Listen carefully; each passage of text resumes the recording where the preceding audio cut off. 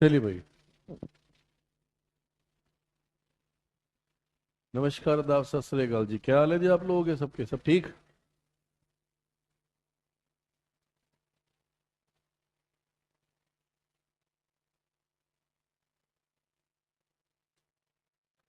बच्चे, हमारा जो टॉपिक चल रहा था वो एडजेक्टिव, और मैंने आप लोगों से कहा था कि एक बार मैं चैप्टर पूरे क्लियर करा दूं, उसके बाद मैं आप लोगों को नॉर्मली चैप्टर वाइज प्रैक्टिस कराऊंगा, बिल्कुल प्रॉपर तरीके से स्टार्टिंग से करा दूंगा, जैसे कि tense, question tag, verb agreement. तो वैसे तो मैं आज क्वेश्चन टैग की प्रैक्टिस कराने वाला था, बट मैं इसको कर देता हूँ डिलीट, क्योंकि आज मैं नहीं करा रहा। और आज मैं कराऊंगा आपको एडजेक्टिव। और एडजेक्टिव के बाद जो प्रॉपर्टी हमारी होगी, वो नॉर्मली पहले एक बार एडवर्ब, देन प्रीपोजिशंस, सारे चैप्टर्स क्लियर कर लो। अगर कहीं कोई दिक्कत आएगी तो मैं उस चीज के लिए बैठा हूँ लिए, ठीक है? मेरे बच्चे, एडजेक्टिव में पहले मेरी बात ध्यान से समझना। एक फाइल लगानी है मुझे, एक सेकंड देना बेटा।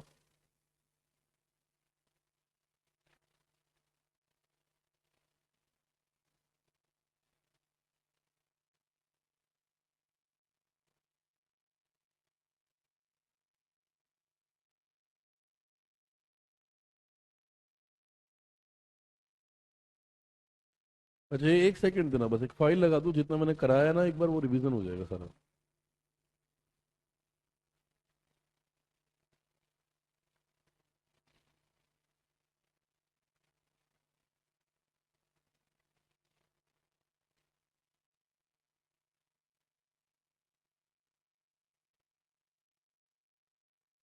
चलो, फाइल तो नहीं मिल रही, बट फिर भी एक बार मैं दिखा देता हूँ। और फोकस यहाँ, टॉपिक छूट जाएगा तो रह जाओगे। बच्चे, लास्ट क्लास में जो हम लोगों ने किया था, वो किया था मेरे बच्चे, हम लोगों ने डिफरेंसेस, पहले मेरी बात ध्यान से समझना। और मैंने आप लोगों को ये सारी प्रॉपर्टीज एक्सप्लेन भी की थी। डिफरेंसेस बिटवीन, लास्ट क्लास में मेरे बच्चे मैंने आपको बताया था लिटिल और फ्यू में डिफरेंस, ये हमने कंप्लीट किया था। पहले सुनो आराम से, उसके बाद बोलना आगे। लिटिल और फ्यू हो गया। उसके बाद मेरे बच्चे अदर और अनदर, नॉर्मल वर्ड है, इसको भी समझ लो। अदर और अनदर मैंने एक्सप्लेन कर दिया। देन नेक्स्ट वर्ड है मेरे बच्चे फर्दर एंड फर्दर, ये डिफरेंस हमारा पूरा हो चुका है, इसमें कोई दो राय नहीं है। उसके अलावा मेरे दोस्त, हमारे पास आ गया था ओल्डर और एल्डर, हमने ये वाली प्रॉपर्टी पूरी कर ली, ठीक है? और इसके बाद मेरे बच्चे मैंने लास्ट और लेटेस्ट, ठीक है? अभी लास्ट क्लास वाली फाइल मिली नहीं है, अगर वो एक बार मुझे मिल जाएगी तो मैं उसे भी एक बार एक्सप्लेन कर दूंगा, उसमें कोई दो राय नहीं है। अभी समझना चीजों को। लेकिन दोस्तों, अब एडजेक्टिव में हम जो पढ़ने जा रहे हैं वो अगली प्रॉपर्टी क्या होगी, ये समझना। एडजेक्टिव में मैंने एक बार रिवीजन करा दूं थोड़ा सा, उसके बाद आपको एक्सप्लेन कर देता हूँ। एडजेक्टिव में मैंने आप लोगों को कुछ की पॉइंट्स बताए थे, और की पॉइंट्स बिल्कुल क्लियर बताए थे। मैंने क्या बताए थे वो सुनना।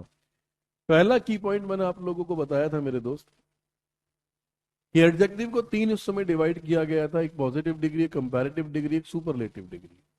पॉजिटिव डिग्री की पहचान ना तो कोई ईआरएस का यूज होगा, ना किसी ईएसटी का यूज होगा, ये भी मैंने आपको बताया था। कंपैरेटिव डिग्री में मैंने आप लोगों को एक्सप्लेन भी किया था कि कंपैरेटिव डिग्री की बेस्ट थिंग इज व्हाट, कि भाई किसी भी एग्जाम्पल में, बी फ्रेंकली अगर मैं आपको बताऊं, किसी भी एग्जाम्पल में ई आर और मोर कभी भी एक एग्जाम्पल में नहीं आ सकते, ये समझना है आप लोगों को। उसके बाद दूसरी प्रॉपर्टी मैंने आप लोगों को एक्सप्लेन की थी कि बच्चे, ई आर और मोर के एग्जाम्पल में हमेशा देन आएगा। ई आर और मोर के एग्जाम्पल में जो सबसे इंपॉर्टेंट प्रॉपर्टी वो ये थी मेरे बच्चे, कि ई आर और मोर के एग्जाम्पल में अगर ऑल या एनी वर्ड आ गया, देखो देन तो आएगा ही आएगा, तो आप अदर का इस्तेमाल हमेशा करोगे, ये बिल्कुल फिक्स प्रॉपर्टी है। और ईएसटी और मोस्ट के एग्जाम्पल में आप अदर का यूज नहीं करोगे, ये भी मैंने आपको एक्सप्लेन किया था भाई, या नहीं किया था? ठीक है। अब कहानी जो बचती है, खैर बताया तो मैंने बहुत कुछ था।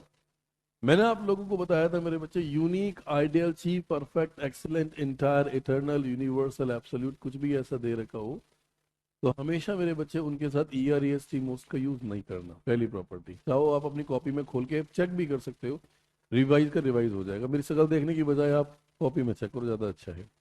नहीं, जो सच्चाई है वो यही है मेरे बच्चे। दूसरा, मैंने उसके बाद बोला जितने भी आई ओ आर वाले वर्ड्स आएंगे, जिसमें कि मैंने कहा था senior, junior, interior, exterior, inferior, superior, prior, जो भी वर्ड्स मैंने बोले थे यहाँ पे, उनके साथ E R E S T more most का यूज नहीं होगा, सिंपली देन का यूज भी नहीं होगा, टी एच ए एन भी नहीं आएगा, टी एच ए एन भी नहीं आएगा, और टू का यूज होगा। फिर मैंने बताया लिटिल और फ्यू, जो मैंने बता दी। खैर, अब यहां से रूल नंबर 1 2 3 हो गया। अब यहां से हम लोग पढ़ेंगे मेरे बच्चे रूल नंबर 4। अगर मन में कोई भी डाउट हो, you can raise your hands and ask, sorry not raise your hands, you can ask anything.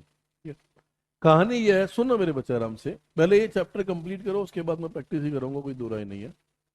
कहानी ये है मेरे बच्चे, जब एक सब्जेक्ट के साथ, पहले आराम से समझना प्लीज, जब एक सब्जेक्ट के साथ दो अलग अलग एडजेक्टिव दिए गए हो, ध्यान से समझना, जब एक सब्जेक्ट के साथ दो अलग अलग एडजेक्टिव दिए गए हो, एक एडजेक्टिव दोस्त यहां दिया गया होगा और दूसरा एडजेक्टिव एक कंजक्शन के थ्रू जुड़ा होगा। वो कंजक्शन कुछ भी हो सकता है, बी प्रैक्टिकल, वो कंजक्शन कुछ भी हो सकता है, एंड भी हो सकता है, बट भी हो सकता है। अच्छा, एंड और बट में एक डिफरेंस होता है, समझना मेरी बात को। एंड दोनों डिग्रियों को सेम लेके चलेगा, इधर पॉजिटिव डिग्री लाइक स्मार्ट है तो उधर ब्यूटीफुल हो सकता है, बट हमेशा एक नेगेटिव एस्पेक्ट लेके चलेगा, एक पॉजिटिव एस्पेक्ट लेके चलेगा, समझना। एंड हो सकता है, बट हो सकता है, सो हो सकता है, बट नॉट हो सकता है। फाइनली आप दूसरा एडजेक्टिव भी यहां जोड़ोगे। ये मैंने अभी तक आपको पढ़ाया तो नहीं है ना? अब फाइनली क्या होता है मेरे बच्चे, मैं स्टेटमेंट लिखवाऊंगा, आराम से समझना, पहले एक समझना। जब एक सब्जेक्ट के साथ दो अलग अलग एडजेक्टिव यूज किए जाते हैं, बी प्रैक्टिकल नॉट थ्योरेटिकल, कोई भी, तो दोनों एडजेक्टिव की डिग्री हमेशा बिल्कुल सेम होनी चाहिए। ये हमेशा दिमाग में रखना है इस चीज पर, आपको इजीली क्लियर हो जाएगा कि दोनों एडजेक्टिव की डिग्री बिल्कुल सेम होनी चाहिए। अगर मेरे दोस्त यहां पर ER लिखा है या मोर लिखा है, बी प्रैक्टिकली, तो यहां भी आप ER या मोर ही लिखोगे, दोनों डिग्रियां सेम होनी चाहिए। यहां मेरे बच्चे अगर आपने EST या मोस्ट लिखा है, तो यहां भी मेरे दोस्त यहां पर आपको EST या मोस्ट लगाना ही पड़ेगा, ये प्रॉपर्टी बिल्कुल फिक्स्ड है, दोनों प्रॉपर्टी सेम होगी। अगर मेरे बच्चे यहां पर हाउ मच, अगर मैं इसकी बात करता हूं, या मैनी वर्ड लिखा है, तो यहां भी मेरे बच्चे आप जो यूज करेंगे that should be how much या मैनी का यूज करेंगे। फाइनली क्या होगा मैं आपको समझा देता हूं।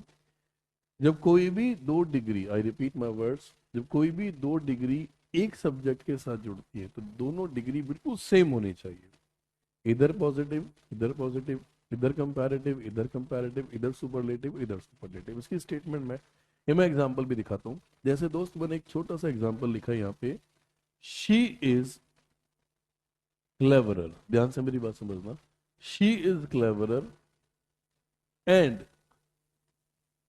Honest than her sister.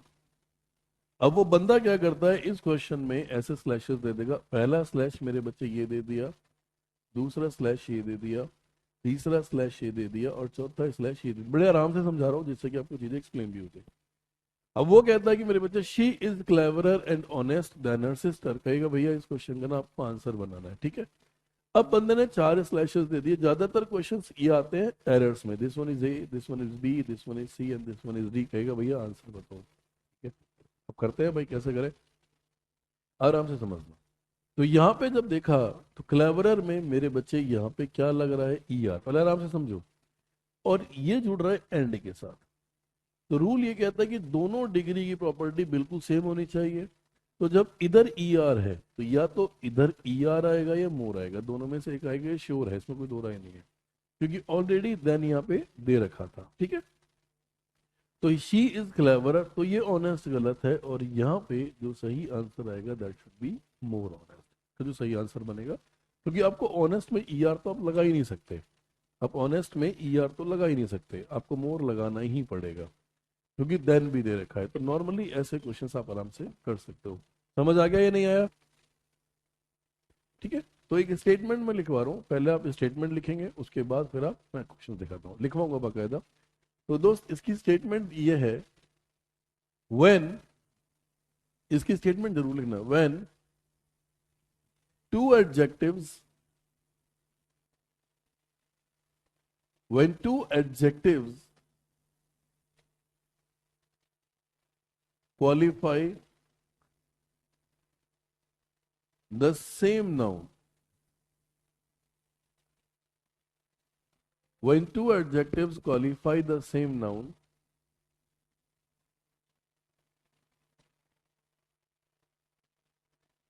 both the adjectives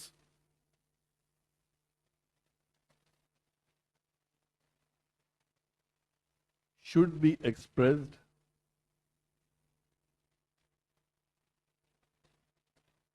in the same degree. In the same degree, बेटा लिखना है आपको प्रॉपर तरीके से ना. When two adjectives qualify the same noun, both the adjectives should be expressed, sorry, expressed आएगा in the same degree.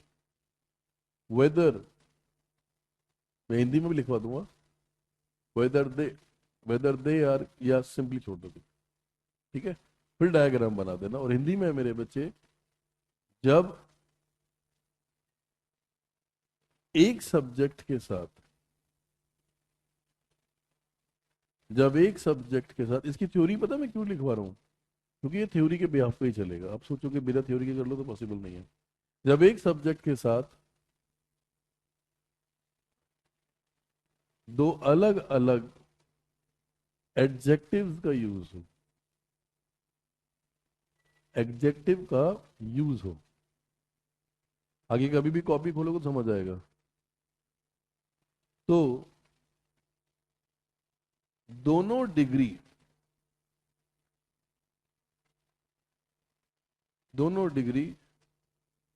या तो दोनों एडजेक्टिव हमेशा सेम डिग्री, दोनों, भाई देखो हिंदी में कोई गलती हो उसके लिए सॉरी ना.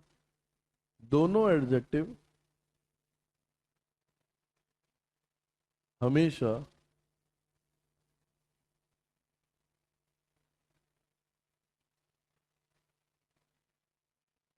सेम डिग्री में होना चाहिए, सेम डिग्री में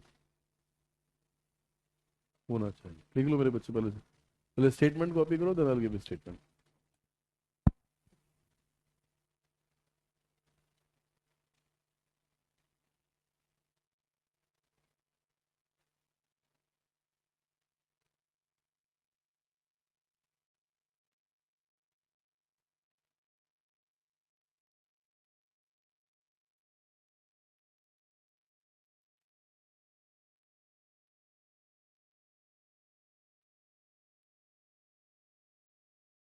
done. Copy. Make this diagram very important. Then I'll give examples.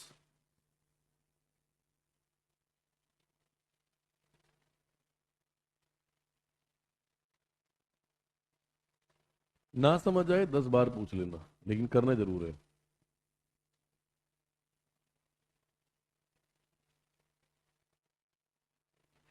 इधर ठंड ने भी कहर ही ढा रखा है बिल्कुल. हाँ, मजा आ रहा होगा ठंड में बहुत ज्यादा.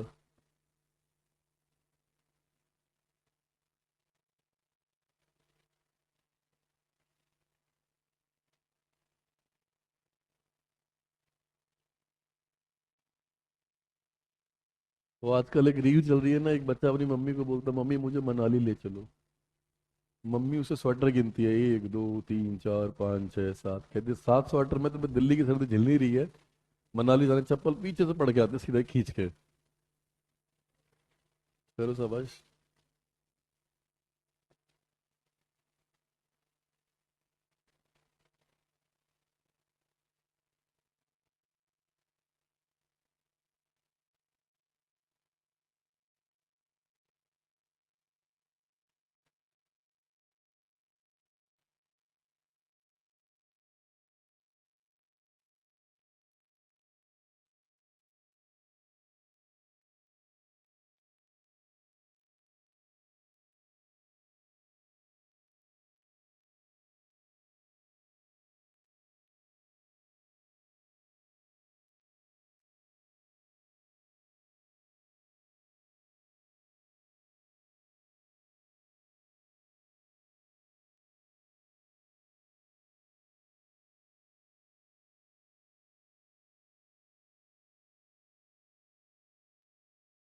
डन हो गया भाई.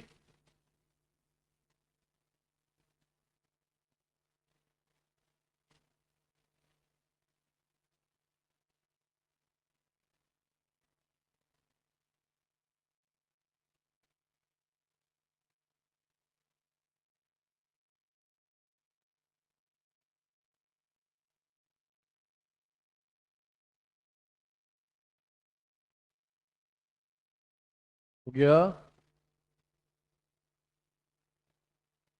बिल्कुल बेसिक सी थ्योरी है। एक सब्जेक्ट दो अलग अलग एडजेक्टिव, दोनों की डिग्री बिल्कुल सेम। मैंने कहा ना बिल्कुल इजी मेथड से समझा रहा हूँ, इजीली समझना। ई आर और मोर, ई आर और मोर, ई एस टी और मोस्ट, ई एस टी और most. How much, how many, how much, how many. Let's see, I will give you some examples, copy करना। अगर फिर भी ना समझ आए तो मुझे बता देना, ठीक है? और साथ साथ में लिखते रहना, मजा आएगा करने में। लेट्स सी, करो दोस्त। पहला एग्जांपल है हमारे एडजेक्टिव का, अगर जहां तक मैं बताता हूँ ध्यान से समझना।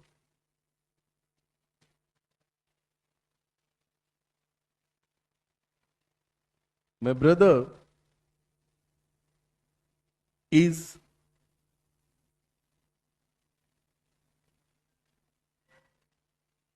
my brother is smarter but not, ध्यान से समझना, but not handsome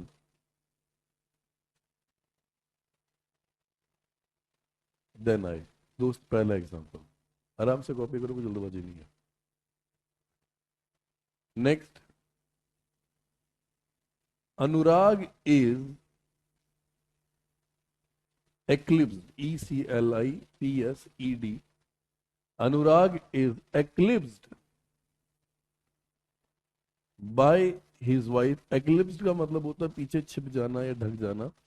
Anurag is eclipsed by his wife who is cleverer and amusing than he is। चाहो तो आप स्लैशेस भी लगा के दे देता हूँ। पहला, my brother slash is smarter but not slash honest than I. दोस्त पहला example, Anurag is eclipse by his wife who is cleverer, दूसरा स्लैश, तीसरा स्लैश। ये वाला क्वेश्चन है बेटा, कॉपी कीजिए, ठीक है? एग्जाम्पल नंबर मेरे दोस्त थर्ड है, ध्यान से करना, अगर कहीं डाउट फंसेगा तो मैं बैठा हूँ उस चीज के लिए।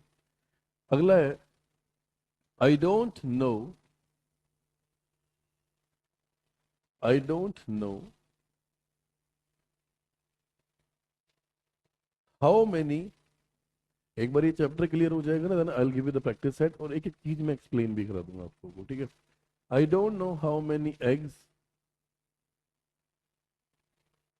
And milk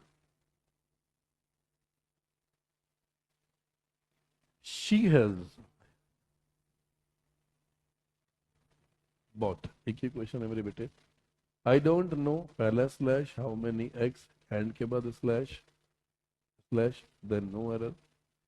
example number fourth,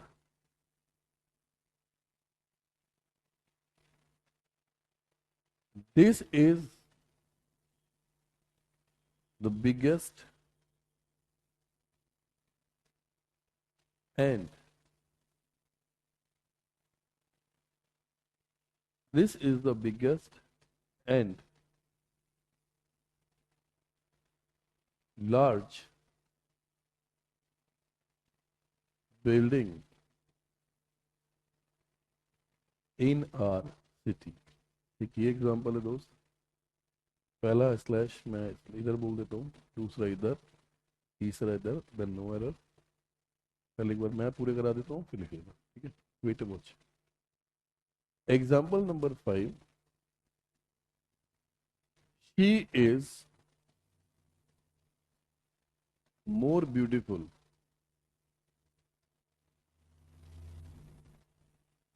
she is more beautiful but not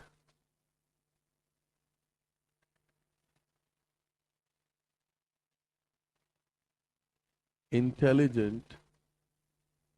होगा बेटा, क्वेश्चन पे लिखो सिर्फ उसे। She is more beautiful but not intelligent then, अभी धीरे धीरे मैं एग्जांपल टफ कर दूंगा, देन हर सिस्टर।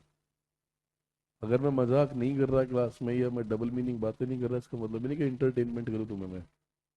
फोकस यहाँ होना चाहिए। She is more beautiful but not intelligent slash then no other, ठीक है?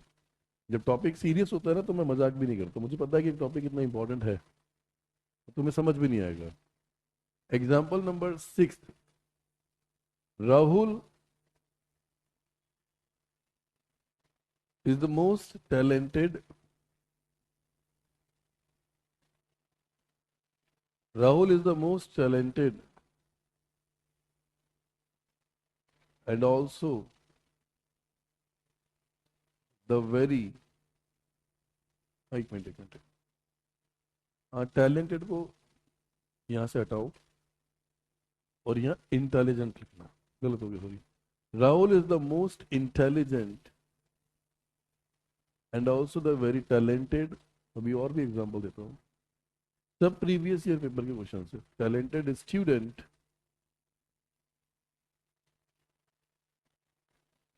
इन दिस कॉलेज, मैं और भी दूंगा, पहले आप मैं स्लैशेस लगा दो,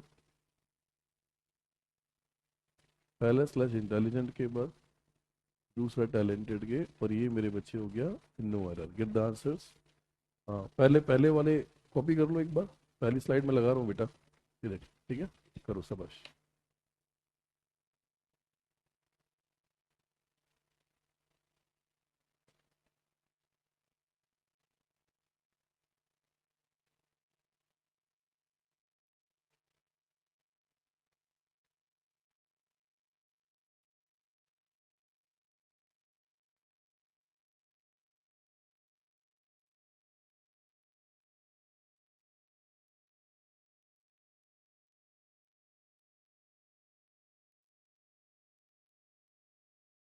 पहली स्लाइड को एक बार देखो और आंसर्स बताओ, ठीक है, देखते हैं कितने लोग सही करते हैं, शाबाश।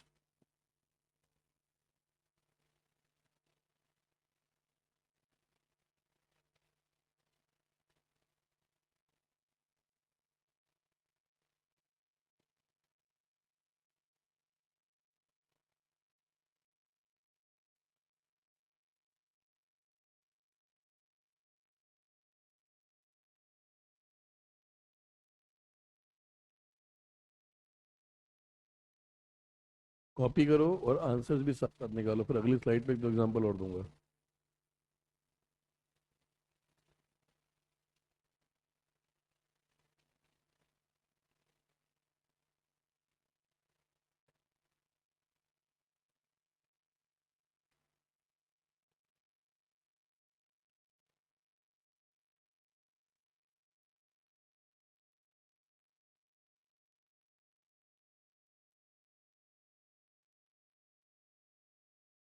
ओके भाई, स्लाइड चेंज, एक दो एग्जांपल और याद आ गए तो, याद आ गए तो लिख देता हूँ। ठीक, अगला है दोस्त, लिखो फटाफट से। He is the most, he is the most active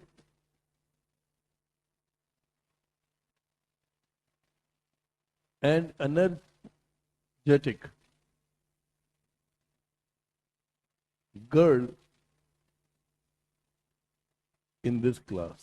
पहला एग्जांपल, सॉरी अगला एग्जांपल ये है, इसमें स्लैशेस दे दो, मोस्ट के बाद एनर्जेटिक के बाद बाकी जो बचा then no error.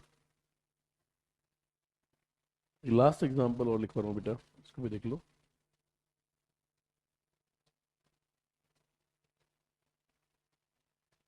She is both cleverer and intelligent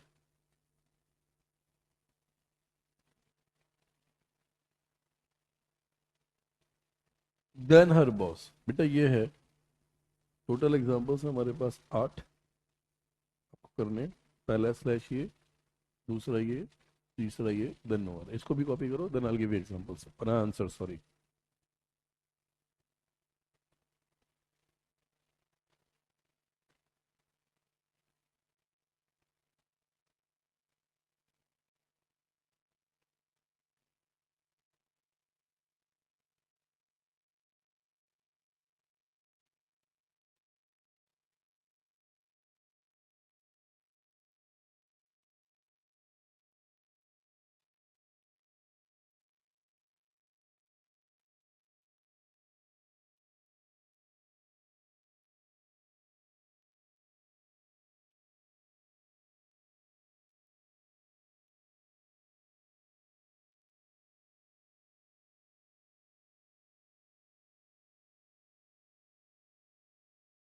done. Total 8 example से बचे और 8 के आंसर्स मैं बताऊंगा, लेकिन पहले थ्योरी को अच्छी तरह समझ लेना, इतना इजी नहीं है ये।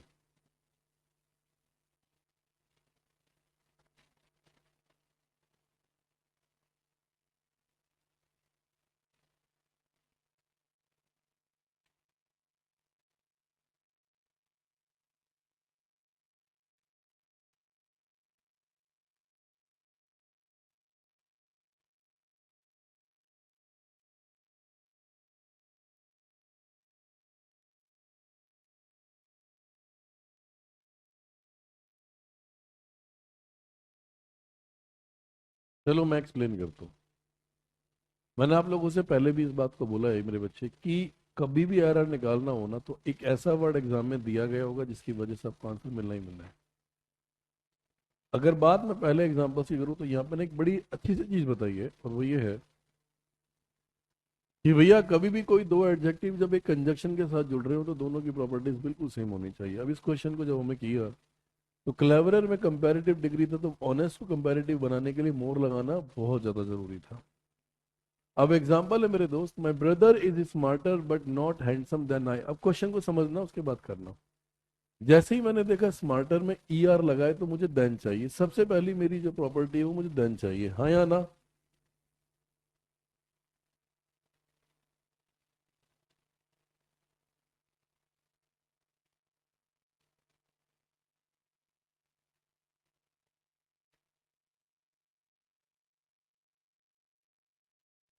ठीक है, तो my brother is smarter but not handsome than I, सबसे पहले स्मार्टर देखा, स्मार्टर के केस में देन आ गया, पहली प्रॉपर्टी मेरी सेफ हो गई। और यही एक सबसे बड़ी पहचान है इस क्वेश्चन में, ये जानने की कि ये क्वेश्चन एडजेक्टिव का है भी या नहीं है, ये जानना बहुत इंपॉर्टेंट है। चलो भाई, स्मार्टर हो गया, देन भी मैच कर गया, और देन के बाद आई भी मैच कर गया, क्योंकि देन के बाद हमेशा सब्जेक्टिव केस आना चाहिए, अगर मी आएगा तो ग्रामेटिकली गलत होगा। ठीक है, अब क्वेश्चन था बट नॉट, यानी अगर मैं बात करूं तो यार दो एडजेक्टिव, एक स्मार्टर और एक हैंडसम। अब स्मार्टर जो है वो कंपैरेटिव डिग्री है और हैंडसम एक पॉजिटिव डिग्री है। तो अब एक डिग्री, अब स्मार्टर को मैं ई आर नहीं हटा सकता क्योंकि मेरे पास देन भी है। अब कहानी क्या है कि इस स्मार्टर में अगर ई आर लग रहा है तो मुझे इस हैंडसम में यहां पर क्या लगाना होगा? मोर लगा दिया मेरे बच्चे, मोर लगाना होगा, सॉरी। ठीक है, तो my brother is smarter but not more handsome than I. तो फाइनली दो एडजेक्टिव थे, दोनों की डिग्री मैंने बिल्कुल की बिल्कुल सेम कर दी और आंसर अपने आप क्लियर हो गया, कोई दिक्कत तो नहीं आता। अगला example, Anurag is eclipsed by his wife who is cleverer and amusing than he is. अब इस क्वेश्चन को करना है। अब उस बंदे ने यहाँ पे क्लेवरर ई आर बोल दिया, पहले मेरी बात समझना। अब उस बंदे ने देन भी बोल दिया, ही भी बोल दिया, कोई प्रॉब्लम नहीं है। लेकिन जब क्लेवरर आ गया तो एंड से पहले अगर मैं बात करूं ई आर है, तो एंड के बाद या तो ई आर होगा या मोर होगा। अब क्वेश्चन, इस अम्यूजिंग में ई आर लग नहीं सकता, इसीलिए मुझे यहाँ क्या लगाना होगा? More amusing than he is, match कर लेना। और मुझे एंड में बताना कि आपके कितने आंसर्स ठीक है, और मोस्ट प्रोबेबली सारे ठीक होंगे। आई don't know how many eggs and milk. अब एग्स, मैं पहले मेरी बात ध्यान से समझना, अगर मैं एग्स की बात करूं तो एग्स एक काउंटेबल नाउन है, मेरी बात सुनो पहले आराम से। काउंटेबल और अनकाउंटेबल, जैसे एक बार ना एक बच्चे ने मेरे से पूछा था कि सर काउंटेबल अनकाउंटेबल नाउन नहीं पढ़ाया आपने, नाउन के अंदर आपने काउंटेबल और अनकाउंटेबल नहीं पढ़ाया। इसमें पढ़ाने के लिए है क्या? काउंट इट मींस जिसे आप गिन सकते हो, अनकाउंट जिसे आप नहीं गिन सकते। इसमें लंबी चौड़ी कहानी बताने वाली बात थी नहीं। अब मिल्क है, मिल्क यहाँ पे एक अनकाउंटेबल प्रॉपर्टी हो जाएगी जिसको आप नहीं गिन सकते। तो दोस्त ये तो बिल्कुल क्लियर है कि एग्स के लिए मैनी वर्ड आएगा, क्योंकि मैनी उन शब्दों के लिए आता है जिसे हम गिन सकते हैं। और मिल्क के लिए हम लोग मच वर्ड लगाएंगे, क्योंकि मच उसके साथ आएगा जिसे हम नहीं गिन सकते। भी प्रैक्टिकली अगर मैं आपको बताऊं तो यहाँ पे आई don't know how many eggs, और एंड यहाँ पे एक वर्ड और यहाँ पे सॉरी ऐड हो जाएगा, that should be how much milk, and that's my answer. ये इसका सही आंसर आ जाएगा, मैथ कर लेना।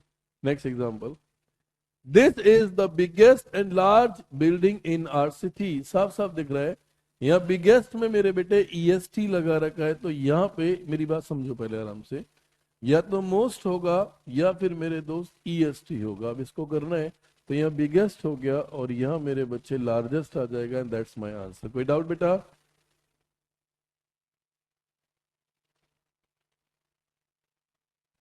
तो ये थे इसके 4 एग्जाम्पल्स। अब अगला एग्जाम्पल पढ़ो और देखो इसमें क्या गलती हो सकती है।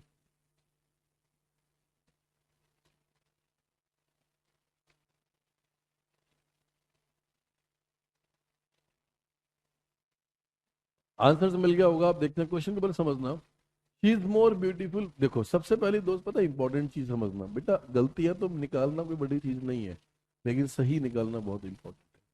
जैसे ही मोर देखा, आपको सबसे पहले एक प्रॉपर्टी ढूंढनी है, that should be a then. पहले आराम से समझना। अब इस क्वेश्चन में मुझे देन मिल गया, मुझे कोई प्रॉब्लम नहीं है, आराम से सुनना। तो शी इज मोर, अब मोर के केस में मुझे देन मिल गया है, मुझे कोई प्रॉब्लम नहीं है, इसको मैंने हटा दिया, चलो कोई दिक्कत नहीं। अब इस ब्यूटीफुल से पहले आपने मोर लगा दिया, लेकिन प्रॉब्लम यह है कि बट के साथ, देखो एंड और बट के साथ या एज के साथ एक बड़ी अच्छी चीज है कि जब भी आप एंड बट और एज के साथ कोई भी दो चीज जोड़ोगे, दोनों की प्रॉपर्टीज हमेशा सेम होनी चाहिए। वर्ब के गेम में भी ये इंपॉर्टेंट चीज है। तो जब यहाँ ब्यूटीफुल से पहले आपने मोर लगा दिया, तो आपको इंटेलिजेंट से पहले भी मोर लगाना पड़ेगा, और इसका जो सही आंसर बनेगा, she is more beautiful but not more intelligent then her sister, because intelligent में ई आर नहीं लगा सकते, इसलिए मुझे यहाँ पे मोर लगाना पड़ेगा। क्वेश्चन क्लियर हो गया, कोई दिक्कत तो नहीं? समझ तो आ रहा है मेरे बच्चों? अगला एग्जाम्पल नो डाउट माशाल्लाह बहुत टफ है, मतलब इतनी आसानी से नहीं होगा। एक बार फटाफट से आप देखो आपने क्या आंसर लगाया, जल्दी बताओ।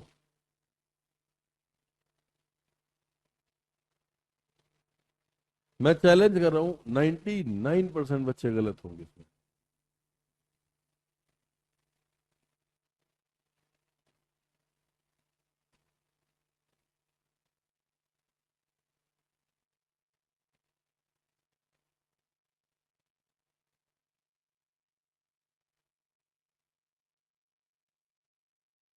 जी, मुझे तो पता है कि तुम कहाँ गलती कर सकते हो कहाँ नहीं। यहाँ पता, एक क्वेश्चन समझाता हूँ तुम्हें, वेट करो। एक क्वेश्चन याद दिलाता हूँ वर्ब एग्रीमेंट का, और तुम्हें याद अभी अच्छी तरह से आ जाएगा। समझना पहले। वर्ब एग्रीमेंट में एक एग्जांपल दिया था, सचिन तेंदुलकर इज, पहले आराम से समझना, इज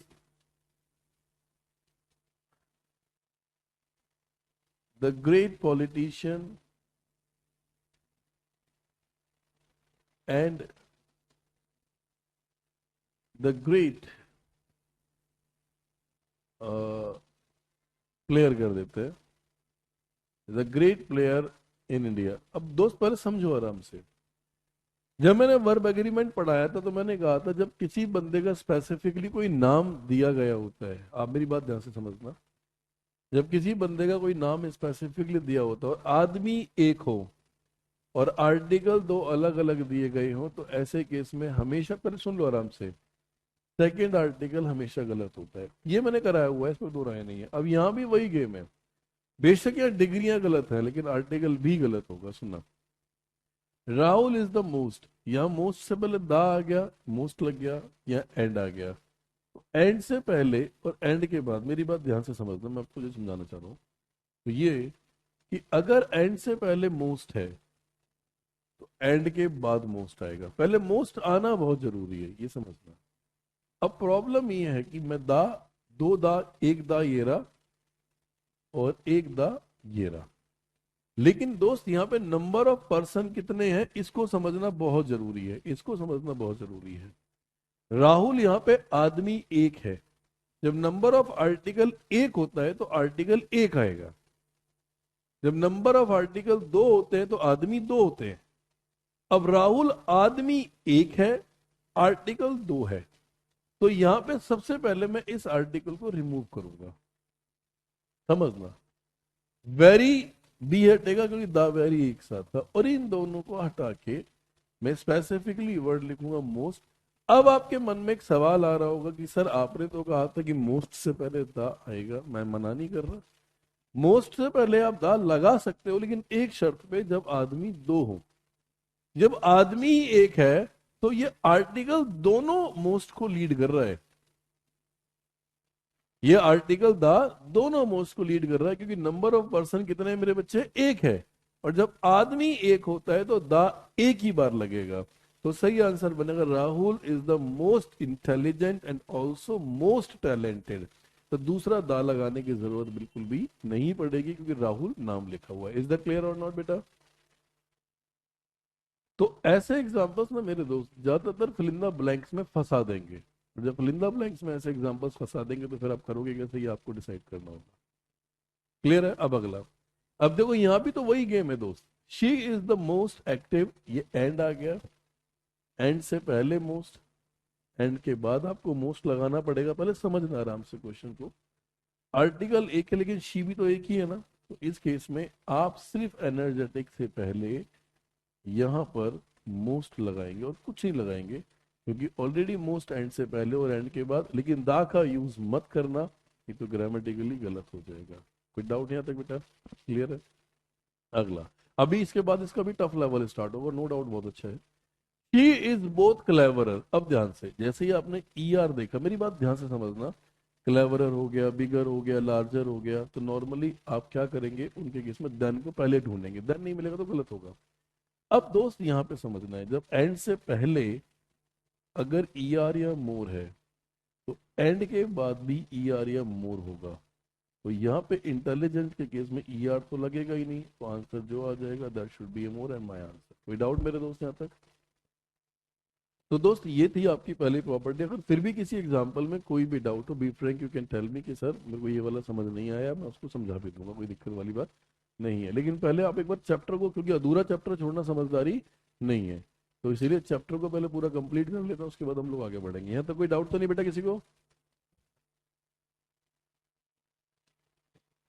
ये हो गया, ठीक है। अब इसी का मैं आपको एडवांस लेवल दिखाता हूँ जो और भी टफ होने वाला है, ठीक है। प्रॉपर नोट्स बनाओ। नोट से ये रहेगा, मैं स्टेटमेंट क्यों लिखवाता हूँ आप लोगों को, क्योंकि ना आपको ये चीजें बार बार समझ आएंगी देखने के बाद। नहीं समझ आएगी तो बताना, कोई इशू नहीं है, ठीक है। अब इस चीज से अंदाजा लगा लो ना कि आपको मेरे साथ पढ़ते पढ़ते 1 घंटा हो चुका है, लगभग एक, लगभग कह सकता हूँ मैं, पूरा नहीं कहूंगा बट फिर भी। और इसमें यही कंसेप्ट पढ़ा है, और समझ पता नहीं आ रहा है या नहीं आ रहा, आई डोंट नो। 100% तो देखो दोस्त किसी का पढ़ाया वो नहीं होता। एक चीज हमेशा बताता हूँ, मैं सबको सेटिस्फाइड नहीं कर सकता कि भाई हर आदमी को मेरा पढ़ाया वो समझ आए। हो सकता है कुछ मुझे गाली बक रहे हो, ये बताओ ये पढ़ाता तो है नहीं, रटवा रहा है। देखो दोस्त, मेरा तो एक ही काम है कि आपके आंसर्स निकल रहे हैं, बात खत्म। मैं आपको पुड़िया बना के दूं, गिलास में फूंक मार के दूं, या कुछ भी करूं, अगर मेरे पढ़ाने से आंसर्स निकल रहे हैं और आपको लगता है कि एग्जाम में बेनिफिशियल है।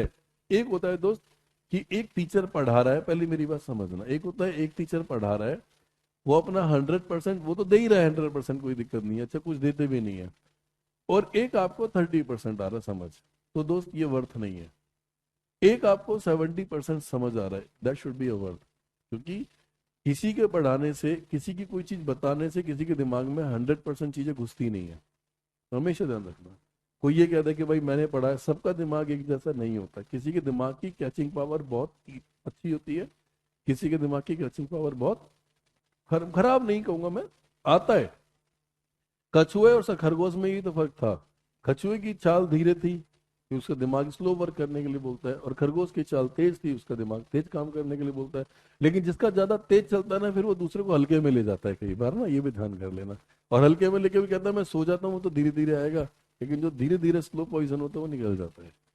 तो इसीलिए मेरे भाई आराम से समझो, नहीं समझ आएगा प्रैक्टिस में कराऊंगा, और प्रैक्टिस में इसके एग्जाम्पल बहुत सारे समझा भी दूंगा, ठीक है। अब अगली प्रॉपर्टी को ध्यान से समझना, रूल नंबर 5। रूल नंबर 5 क्या कहता है, इस फ्राइडे देखते हैं जो भी है, टेस्ट वेस्ट जो भी होगा बता दूंगा। रूल नंबर 5 दोस्त, मैंने अभी आपको क्या बताया पहले सुनना, उसके बाद मैंने आप लोगों को बोला कि जब एक सब्जेक्ट के साथ दो अलग अलग एडजेक्टिव आएंगे, यही तो पढ़ाया था मैंने अभी। जब एक सब्जेक्ट के साथ, मेरे बच्चे एक सेकंड देना,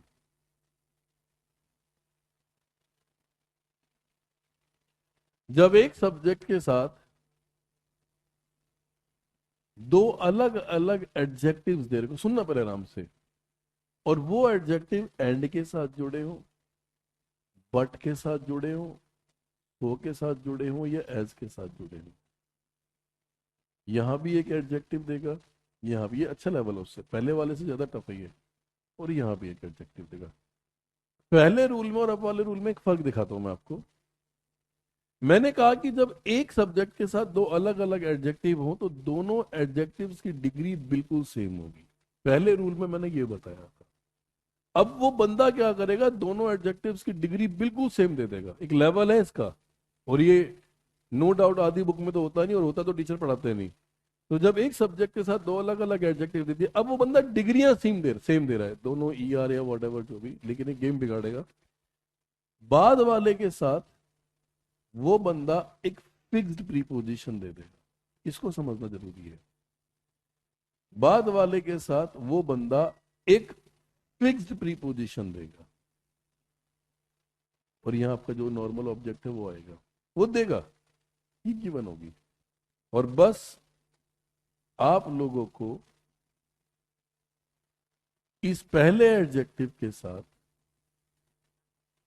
एक फिक्स्ड प्रीपोजिशन ढूंढनी है, समझना। आपको इस पहले एडजेक्टिव के साथ एक फिक्स्ड प्रीपोजिशन ढूंढनी है। ये प्रैक्टिकली समझना दोस्तों, तो आसान नहीं है, और ये बहुत लिमिटेड चीजें हैं, इसमें कोई लंबी चौड़ी कहानी नहीं। जब प्रीपोजिशन पढ़ाऊंगा तब तो बहुत ज्यादा वास्ट रहेगा। ये पहले वाले के साथ आपको ढूंढनी है। अब आप कहोगे सर हमें कैसे पता चलेगा कि बाद वाले के साथ वो क्या दे रहा है और पहले वाले के साथ हमें क्या लगाना है? प्रैक्टिकली समझना, उसके बाद समझना, ठीक है। तो आप एक चीज ध्यान से देखो, यहां पे मैं समझाता हूं। जो फिक्स्ड प्रीपोजिशन है, बाद में कॉपी कर लेना, पहले समझ लो बेटा, क्योंकि ना एडजेक्टिव इतना लाइटली मत लेना। जो ये फिक्स्ड प्रीपोजिशन है इसको समझना। जब आप ER या मोर लगाते हो भी प्रैक्टिकली, तो आप इसके साथ THAN लगाते हो।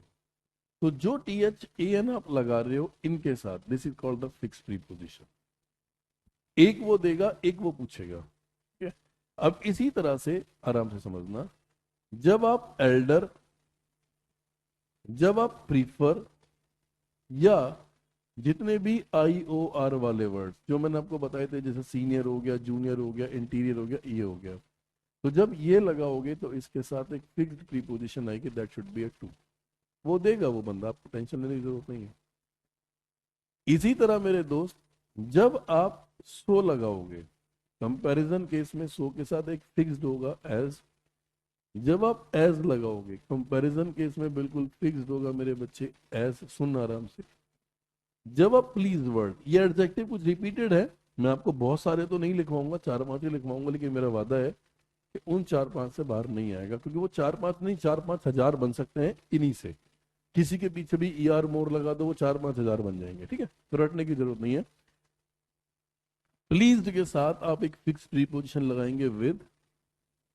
सरप्राइज के साथ आप एक फिक्स्ड प्रीपोजिशन लगाएंगे एट। डिफरेंट के साथ एक फिक्स प्रीपोजिशन लगाएंगे फ्रॉम, सॉरी, डिफरेंट के साथ एक फिक्स प्रीपोजिशन होगी फ्रॉम। और मेरे बच्चे रिस्पॉन्सिबल, क्योंकि रूल अच्छे हैं इसलिए बहुत स्लो मोशन चलो, रिस्पॉन्सिबल के साथ एक फिक्स प्रीपोजिशन फ्रो।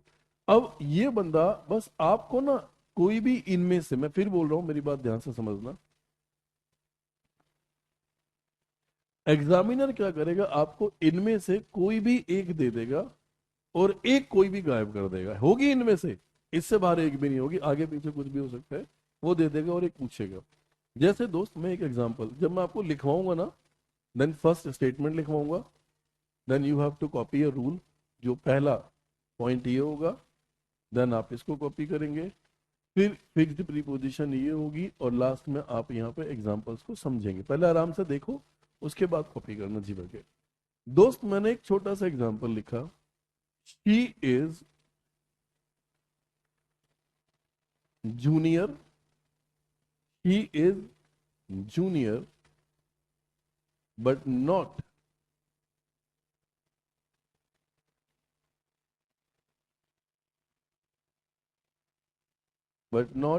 cleverer कर लो या जो मर्जी कर लो, चलो,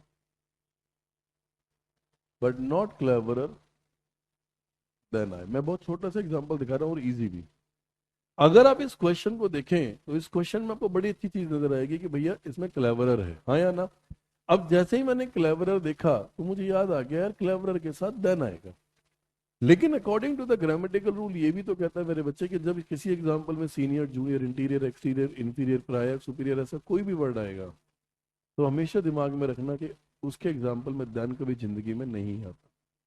अब प्रॉब्लम यह है कि अगर मैं जूनियर के हिसाब से देन हटाऊं तो भी गलत हो जाएगा कि क्लेवरर देन की डिमांड करता है। अब कंडीशन ये कहते हैं कि जूनियर अपनी एक फिक्स प्रीपोजिशन लेके चलता है। तो जितने भी आई ओ आर वाले वर्ड्स होते हैं like junior, senior, interior, exterior, inferior, superior, prior, वो अपनी फिक्स लेके चलेगा। तो आपको इस केस में क्या करना है दोनों ही कंपैरेटिव, जूनियर भी कंपैरेटिव है और क्लेवरर भी कंपैरेटिव है। तो क्लेवरर अपने साथ देन लेके चल रहा है जो गिवन है, लेकिन आपको यहाँ पे एक लगानी पड़ेगी। तो इसका जो सही आंसर आएगा, पर समझो शी इज, और ये आ जाएगा मेरे बच्चे जूनियर टू, ये फिक्स्ड है, आ गया। फिर आगे जो सेंटेंस लिखा है बट नॉट, और यहाँ आ जाएगा मेरे बच्चे क्लेवरर, और यहाँ दोस्त आएगा then. I be practical not theoretical, ध्यान से समझो। ये इसका क्वेश्चन है और ये इसका आंसर है। आप इस क्वेश्चन को शफल भी कर सकते हो, आगे पीछे भी लेके जा सकते हो। जैसे दोस्त मैंने एक छोटा सा एग्जांपल लिखा, बोर तो नहीं हो रहे ना? तो बोर हो भी रहे हो तो तुम्हें करना क्या है, पढ़ना तुम्हें फिर भी है। ही इज, अब उसको आगे लेकर आ जाओ, क्योंकि बेटा मैं ना हमेशा उस टॉपिक को सीरियस होकर पढ़ाता हूँ जहां मुझे लगता है कि उसकी वर्थ है, मुझे लगेगा इसका यूज इतना नहीं है तो मैं क्यों उस चीज को कराऊं, ठीक है। अब शी इज क्लेवरर, ध्यान से समझना, और इसी को कर लेते हैं but not junior to me. मैं इसको मी लिखूंगा, टू के बाद ऑब्जेक्ट आता है। दोस्त ये एग्जांपल है, एग्जामिनर ऐसे स्लैशेस दे देगा, एक, दो, तीन, नो एरर, ऐसे इसमें भी दे सकता हूँ, कोई बड़ी चीज नहीं है। एक, दो, तीन, कहेगा आंसर बताओ। अब according to the grammatically form, अगर आप क्वेश्चन को समझते हैं, अगर आप देखते हैं भाई क्वेश्चन क्या है, तो ये ई आर लिखा है, और रूल ये कहता है कि जिस एग्जाम्पल में, सॉरी, रूल ये कहता है कि जिस एग्जाम्पल में ई आर या मोर आएगा आपको देन लगाना ही पड़ेगा, ये बिल्कुल फिक्स प्रॉपर्टी है इसकी। लेकिन रूल ये भी कहता है कि जिस एग्जाम्पल में आई ओ आर आ जाए, जिस एग्जाम्पल में एल्डर आ जाए, जिस एग्जाम्पल में प्रीफर आ जाए, हमेशा ध्यान रखना मेरे बच्चे उसमें आपको टू लगाना पड़ेगा, ये बिल्कुल फिक्स प्रॉपर्टी है। अब according to the grammatically form, junior के साथ बंदे ने टू ऑलरेडी गिवन है, कोई प्रॉब्लम नहीं है, उसकी अपनी फिक्स प्रॉपर्टी है। लेकिन दोस्त इस क्लेवरर को भी तो अपनी एक फिक्स प्रॉपर्टी चाहिए होगी, क्योंकि ई आर के साथ देन आना चाहिए। तो इसका जो सही आंसर अगर हम बनाए, शी इज पहली प्रॉपर्टी आ जाएगी, यहाँ आएगा शी इज क्लेवरर, ध्यान से समझना। लेकिन अब आपको यहाँ लगाना पड़ेगा then, and this is the main property. आगे की लाइन बिल्कुल सेम, और यहाँ आ जाएगा मेरे बच्चे बट नॉट, आगे आ जाएगा दोस्त junior to me, and that's my answer. सीधी बात में बकवास, चीजें क्लियर हो जाएंगी। तो अब आपको दोनों चीजें क्लियर हो गई, क्लेवरर के साथ देन आ गया, जूनियर के साथ टू आ गया, क्लेवरर के साथ देन आ गया, जूनियर के साथ टू आ गया, दोनों प्रॉपर्टीज अपने आप में फिक्स्ड है। यहां तक किसी के मन में कोई डाउट हो पहले मुझे वो बताओ, फिर मैं बात करूँ। समझ आया मेरे भाई? टफ लग रहा होगा, थोड़ा सा टफ होगा, मैं फिर बोल रहा हूँ लेवल है, इसीलिए मैं चीजों को समझाता हूँ, ठीक है। अब आप यहाँ पे एक स्टेटमेंट लिखेंगे, पहले समझना, उसके बाद आगे बढ़ेंगे। सेम स्टेटमेंट है, पहले लिख लो। व्हेन टू एडजेक्टिव्स, मैं बोल भी रहा हूँ लिख भी रहा हूँ, इसलिए बोल रहा हूँ आप लोग लिख भी लो। When two adjectives qualify the same noun,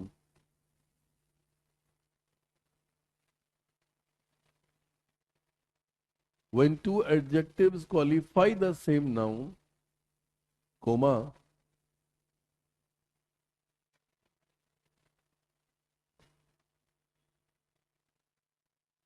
both the adjectives should be used with a fixed preposition। मैं अभी और एग्जांपल्स आपको लिखवा दूंगा, पहले आप कॉपी करो। हिंदी वाले हैं तो हिंदी में ही बोल देता हूँ, कोई दिक्कत नहीं।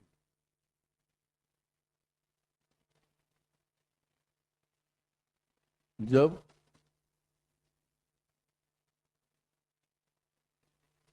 दो एडजेक्टिव्स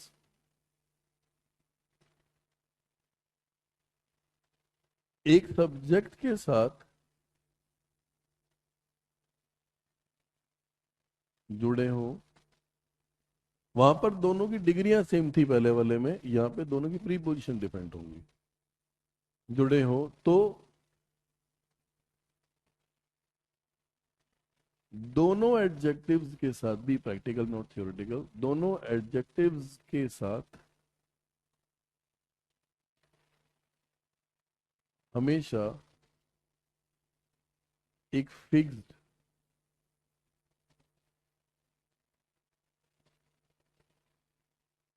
प्रीपोजिशन का यूज होगा। बेटा ये है, कॉपी कर दीजिए प्रॉपर डायग्राम के साथ, टेक योर टाइम।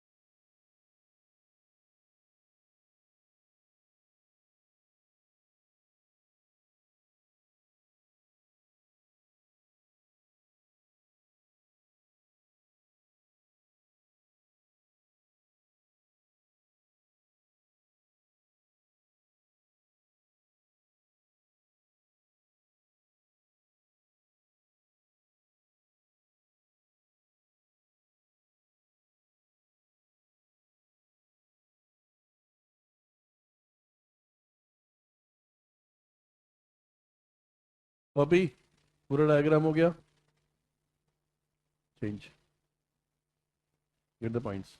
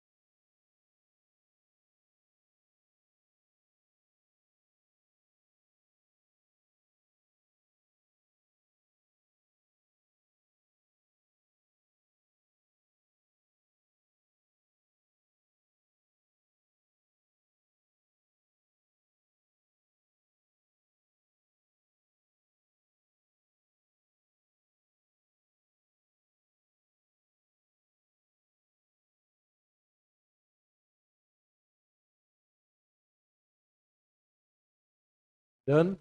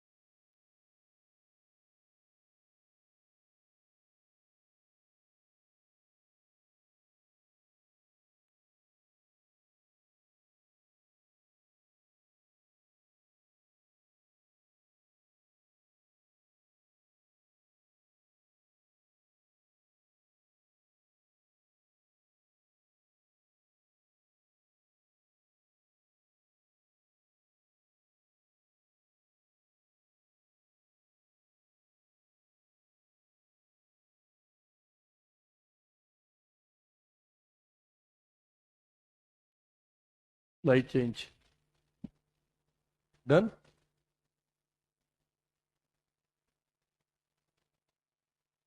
अच्छा, स्टेटमेंट लिख ली थी आप लोगों ने? नहीं।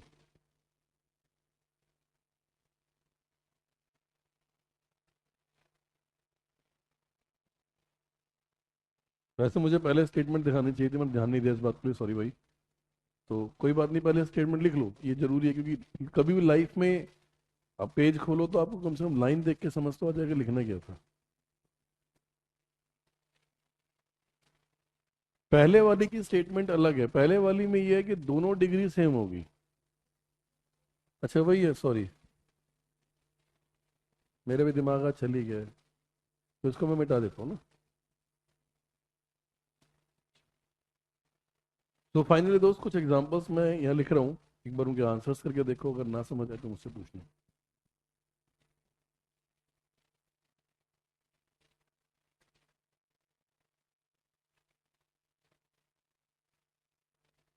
क्वेश्चन फोकस, फोकस क्वेश्चन पे होना चाहिए, आराम से करना, ना समझ आए तो मुझे बताना। पहला एग्जांपल है दोस्त, माय ब्रदर, पहले आराम से लिख लो, my brother is senior,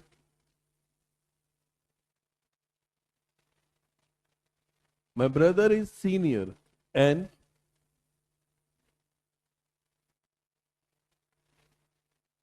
more intelligent than his boss। दोस्त पहला एग्जांपल है, आराम से करो, कोई इशू नहीं। क्लैशेस लगाने की जरूरत है या नहीं है?